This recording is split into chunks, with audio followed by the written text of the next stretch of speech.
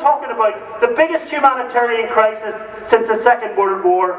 Never before have we seen so many people on the move since the crisis in Rwanda 20 years ago. And Europe's leaders sit on their hands and they do nothing. This isn't something which has happened over the last 6 months. This is a crisis which has been in the making for the last 10 years. And that was crystallised 3 years ago when the crisis really emerged in Syria. And instead of protecting borders, the way it's happening in Europe, what we should be doing is bombing people. We need to be bombing them with love, compassion, support, aid, food, clothing and shelter. That's the sort of bombing that Europe needs to see to the Syrian refugees.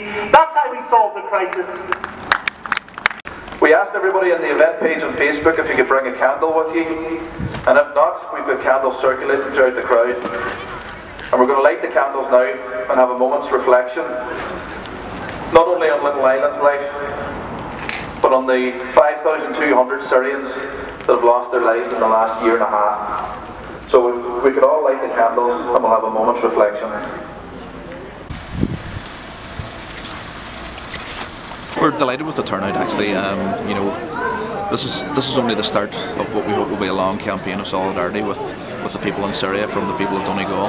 Everybody's seen the images that came out of Syria and the Turkish beach last week of little Island Kurdi, the 3-year-old toddler that was washed up on the beach like a piece of debris, really. And I think Island was a symbol of the innocent people who lost their lives to a struggle and a war that was not of their making. And they're innocent people. And sometimes it can be easy to gloss over figures when you see a figure that, for example, 5,200 that are dead since January last year.